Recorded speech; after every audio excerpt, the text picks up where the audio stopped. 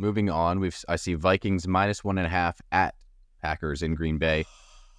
NFC North Divisional. This game, this game. I love the Packers here, man. A total set of 41.5. Packers with 57% of the bets and 93% of the money.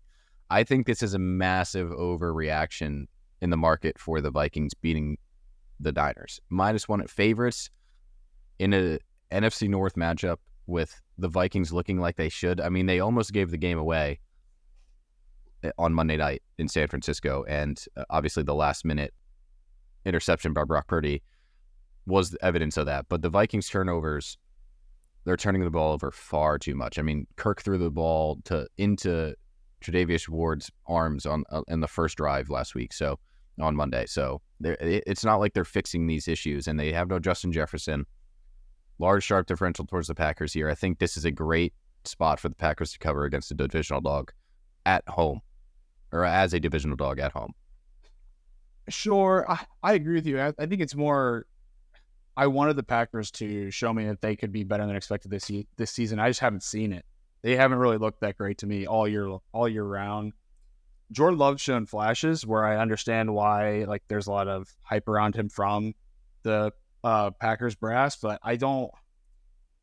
It's just weird to me. I know that it's at home in Green Bay, but I just thought the Vikings would be favored by more. That's what freaks me out about this game. Maybe this is a game that's like a really good teaser leg. This is one of the first weeks I didn't give out a teaser on my early best bets because I did so poorly on them last week, and the week before, I think. I don't know. Something just smells off with this one. That's why I had that reaction. I'll circle Packers as a potential teaser leg, just because I do think it is going to be a closer game here, especially at home, division game. Vikings are a bit overvalued after their recent win over the Niners.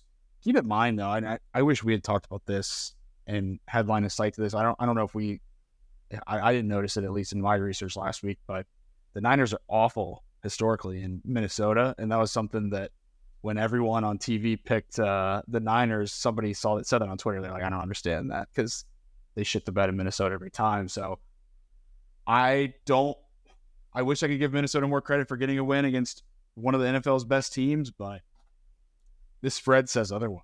It says we really shouldn't be overreacting a ton, even though early on here it looks like people are kind of with us. They're going with the Packers. Yeah, one of the crazy trends for this, and this I feel like it always comes up when teams play tougher teams, whether it's a win or a loss, and they come back and play another team. So teams coming off a game against the Niners are 5-16-2 ATS since the start of last season. And wow. It goes to show, holy shit, it's kind of wild, but I mean, that's a impressive stat because you have to plan so much for the Niners that, I don't know, I'm not a coach, but it's interesting. That's a massive trend, as all I'll say. 5-16-2 ATS coming off a Niners game.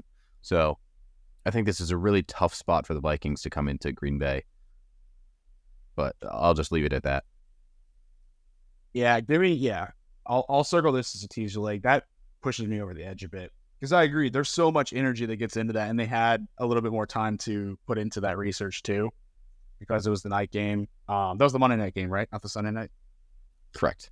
Yeah, so they had an extra day to plan into that too. It's a lot of...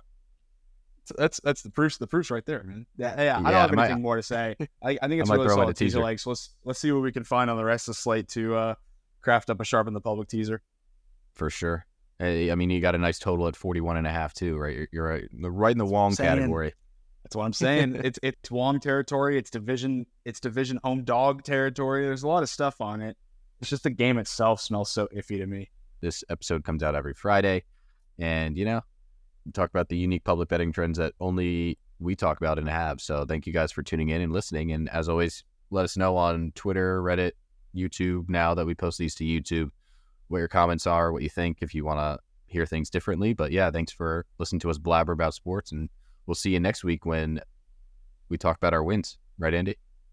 For sure. And be sure to check out our new UFC podcast, Pilsners and Prelims. You can catch myself and Rick on that podcast, releasing every Wednesday. whenever there's a UFC card. So we had a preview out for UFC 294. Nothing this week because there's no UFC card, but we will have the UFC Sao Paulo card coming out on Wednesday. So take some of these winnings from NFL and start to get ready to put them on the UFC fight night that's going to be in Brazil. It should be a lot of fun. And Rick and I our Sundays and Mondays are overloaded now with research since we record on Tuesday. So can't wait to hear y'all's reactions to that. I know a lot of people have been asking us for MMA content. Where had the UFC write-ups gone? Where has this been for UFC? Because we had a pretty big UFC presence last year and early this year. But we are back in podcast form. Be sure to find us on wherever you listen to your podcast, as well as on YouTube. Subscribe to Happy Hour Sports on YouTube. Hopefully you guys are watching us on YouTube right now, because I think DJ and I are both having a great hair day. So be sure to check us out. Subscribe on YouTube. Give us a like. Give us any feedback you got. And last but not least, the boys bet better with beer.